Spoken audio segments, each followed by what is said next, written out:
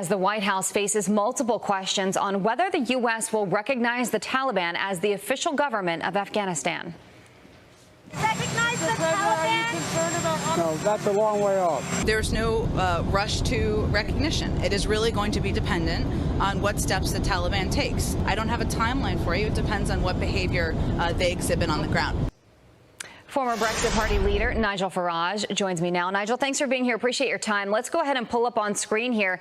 4 Gitmo detainees released in the Bowe-Bergdahl swap end up getting high-ranking positions in the new Afghan government. I mean, you're looking at these faces on the screen now, and I just question, do you think ultimately the U.S. and other countries, for that matter, end up recognizing the Taliban? And if so, what does that mean for international relations? Well, I noticed that when the White House were questioned about this, they didn't give an answer. You know, will you recognize the Taliban? And extraordinarily, Boris Johnson on this side of the pond said that he thought this was a different Taliban to the one from the 1990s, almost as if he was saying it's a new woke Taliban. I don't believe a word of it, but it looks to me, although both of our governments, despite having fought these people for 20 years, despite people like Mr. Haqqani now being Minister of the Interior and a wanted terrorist for the FBI, despite all of that, it seems the narrative now is if we recognize the Taliban, we can work with them against ISIS because they're even worse. So I think we're on the verge of doing it. Yes, I do.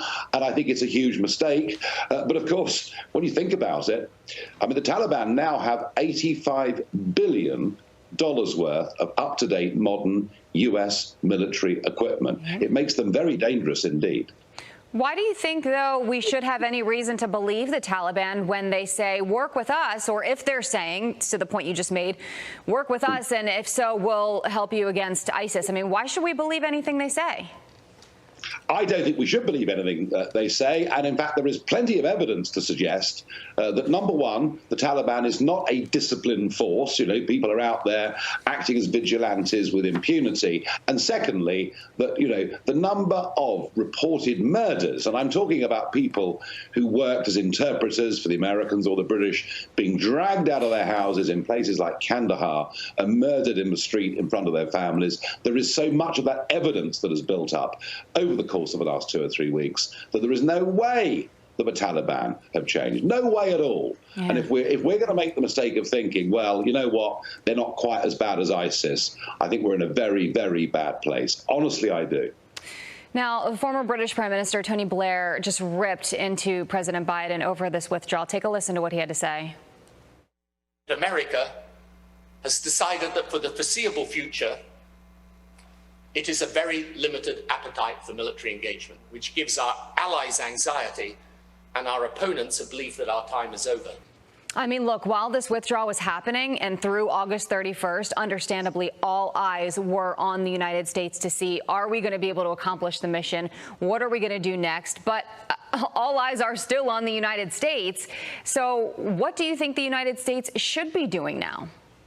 Well, they're very strong words from Tony Blair. They really, really are.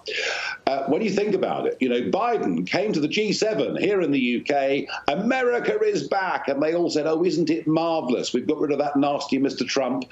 We've got Biden. It's all going to be great. Actually, what Biden has done is taken America back to total isolationism because not only has he offended us, the British, and we do have a very special relationship, he's called the whole future of NATO into doubt. Nobody, I mean, honestly, nobody could trust the Americans right now in terms of getting involved in any military engagements because clearly he's not a man of his word. He made promises at the G7 that he broke with the unilateral withdrawal from Afghanistan. And so America is isolated and friendless. And America may well be a big, strong, powerful, rich country, but everybody needs friends in the world. So I think, you know, the irony is that the so-called internationalist Democrats, actually, they're the isolationists. And it was Donald Trump who was constantly reaching out, constantly on the telephone and traveling the world,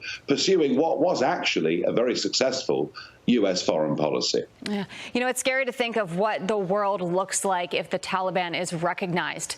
So if that were to be the case, what does that do to the world? What does that look like to you? Well, I think already the fact that the Taliban can say, hey, we've just beaten America, America have gone tail between their legs. The fact that they're saying that already, I think, gives great comfort to terrorist organizations all over the world. And there is no good going to come out of this. I think that the Western world may well pay a price through terrorist reprisals for many, many years to come as a direct result of this very, very badly executed decision. Wow, that is such a dark thought. Sadly, though, it's a realistic thought right now. Nigel Farage, thank you so much for your time. I really appreciate it.